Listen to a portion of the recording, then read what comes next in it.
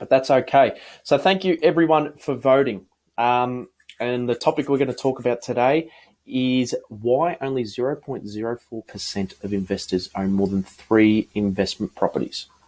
Let me just move this little guy out the way.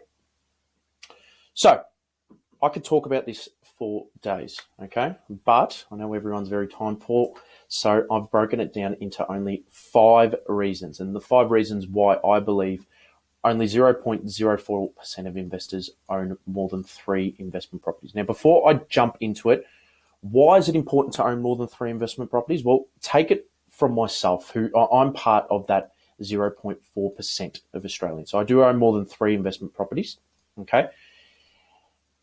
And if I were to just stay at that 3, okay, that there for me would not be considered financial freedom. Now, financial freedom for everyone could mean a different thing. Everyone has a different viewpoint of what financial freedom does look like, okay?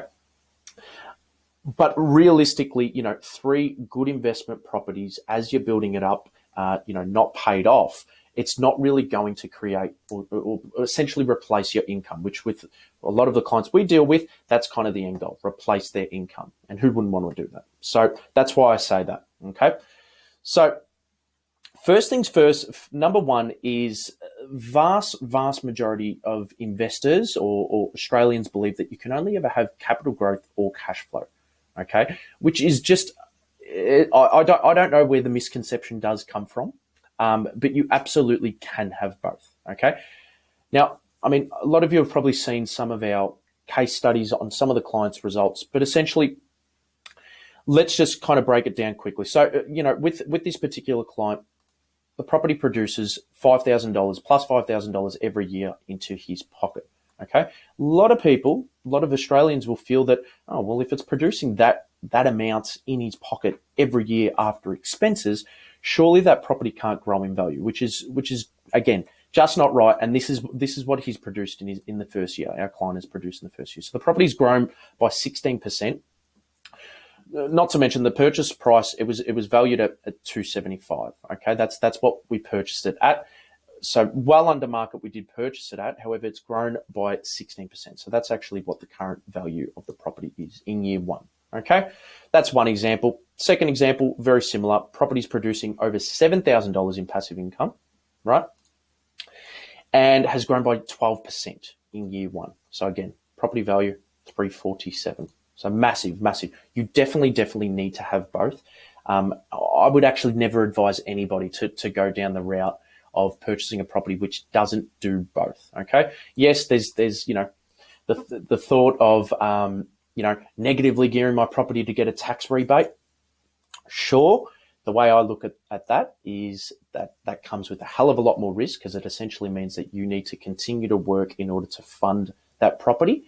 And essentially, if you really think about it, is you're running your business, the property business, the investing business, at a loss. So you're purchasing a property, losing on that property every single year from a rental standpoint or from a cash flow standpoint, with the hopes that the property will grow in value. Absolutely not necessary. Why would you not want to have both? So that's number 1, the misconception. Number 2 is a lot of investors, a lot of people that come to us, how many times I've had this exact scenario, a borrowing cap of 600,000. That's what a client will come to us with. And they'll say, okay, well, my plan around it is to purchase something at 660, or, whatever they can borrow plus their deposit. And that's really the thought process that goes into it. Essentially doing that, so borrowing at your absolute maximum, right, on just one property, essentially puts you in a position whereby you're essentially stuck, okay? So in order for you to go out, purchase again another property and another property after that to get to that magic 3, the property has to grow in value significantly, okay, 20%, or your income must grow significantly. Now, for everyone who's a PAYG, unfortunately, in order to go to your boss and ask for a 20% raise is not the easiest of tasks, okay? So essentially you're stuck. The banks will not lend you any more money until either of those factors come into play. So the property must grow in value by a significant amount, and your income must grow for a significant amount, taking all of the all of the power, all the control out of your hands, essentially, leaving it towards the property or leaving it to your boss. Okay. Third thing here, no plan. Massive, massive, massive issue. And I believe, one of the key reasons why, there's not investors all over Australia who are getting more than that magic 3 number. Far as a lot of people's plans go, is they get their finance and they purchased the property, which is, close to that borrowing cap, really not taking into consideration what that is going to do to their future borrowing capacity. Okay. If you really think about it, if you haven't watched our goals live that we did last week, that was the second part of it. With every single goal, I mean, especially with property, such an important part to anyone's life and a massive milestone. Why would you not plan at least the next 10 years, but the end goal? Why would you not plan from there and work backwards? Because once you have the end goal, so, I'll give you an example of what we hear quite often. I want to replace my income in 10 years. Awesome.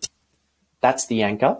You then move backwards and work out what you have to do from now to then to achieve the, replace income of $80,000 or whatever that have been. Being able to set the end goal, okay, and then working out an exact plan of what needs to be done in order to achieve that end goal, it means that, you're taking into consideration everything. So you've got your finance plan in order. You've got your property plan in order. So you know exactly what properties to go out and purchase. It's super, super important. Rather than just throwing your money into a property, not knowing what it's going to do, you need to have a plan. Super important. This is a big one here, and this is, I don't know if anyone watched our live with Terry Ryder, but he said these exact words. Vast majority of investors treat investing as a hobby as opposed to a business. Okay. It is so true. And I mean, when I say it's so true, it happened to myself. I early on in my career, my first ever purchase, it was 18 years old. I treated it like a hobby. Okay. I didn't get expert advice. The expert advice was my mother, who again, she had never purchased an investment property. I did not have the right team around me at all. Had a real estate agent who sold me the property. I overpaid for the property. That's fine. You live and you learn. And I did not dedicate at all the amount of time that is required in order to choose, first of all, the right asset and then the right region and, all the other predictions that come with it. So treating your investment journey as a business is paramount. Okay. That includes getting the right advice. That includes having the right team around you, right? And dedicating the time. Now, when I say that, I mean, I say it really from the heart, because I did the exact same thing here. I was very stingy on paying anybody to give me advice. So I was very, I was held back on going out and exploring what others could do. And I guess it cost me, because, I've ended up purchasing 2 extremely bad properties in my investing career. Now, one of those properties I'm actually just about to sell. But if I had gone down the route of treating it like a business, my investment portfolio right now would be looking much more different, much more different. And whether that means paying for that advice, essentially when you're doing that, you're getting years of experience in your hands, whether that means for a fee, whether you're just educating yourself, you need to make sure that you're treating it like a business, as you will not achieve what only 0.04% have achieved if you treat it like a hobby. Okay. Leads me to the last one. Most investors look into their own backyard and do not look abroad. Quick little tip, or not a quick little tip, fun little fact for you. Only 5% of those properties, okay, so all properties across Australia are actually considered investment grade worthy. Okay. What's investment grade worthy? Cash flow positive, producing better than the nationwide growth on average of 6%. That's the nationwide results of property of the last 40, 50 years. And then having the ability to improve the property, generating extra equity plus extra rent. So giving you the power to actually, generate that extra equity, generate that extra rent. Okay. So going back to that, what are the chances that the properties in your backyard? So when I say in your backyard, maybe the neighboring suburb, or maybe, the suburb that you're familiar with, what are the chances is that those properties are actually going to be within the top 5% of investment grade properties? They're not going to be considered. All right. chances are very low. So looking abroad is again paramount. Okay. So I hope that answered. I'll go through it quickly again for you, just so you refresh. Capital growth and cash flow, absolutely important. I would never advise any client to purchase any property that does not have both, for sure. Do not go out and just purchase a property based on what the bank can tell you to borrow. Okay. Diversify, super important, super important. Why would you not want to have two properties growing at, say, 7%, 6% with the Australian average? Why would you not want to have two properties growing at that value as opposed to one property? Okay, you definitely want to. No plan, make sure you start with the end goal in mind, super important, and then work backwards from there with everything. I mean, with a goal, with a training regime, with achieving something with work. Why would you not treat property, which is for a lot of people the biggest expense they ever make in their life? Why would you not treat property the same way? Treating it like a business. Like I said, learn from my mistakes, take it from me when I decided to treat it as a hobby. And I've paid, it's probably costed me hundreds of thousands of dollars because I did treat it as a hobby earlier on in my career. And look abroad.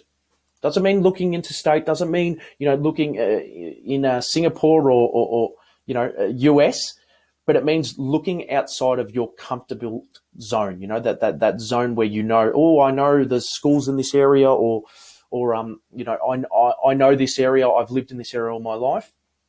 9 times out of 10, or more than 9 times out of 10, only 5% of those properties are actually considered investment grade. Okay, so you need to be really diligent.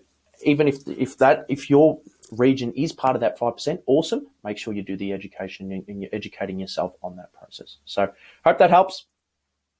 Love your feedback. If anyone is after one of these plans, just comment on this video or just reach out to me personally and ask for a plan, and I'll send one across because it's really awesome. I wish I had that when I first started my investing journey. So hope that helps, and thank you always for engaging. Take care, guys.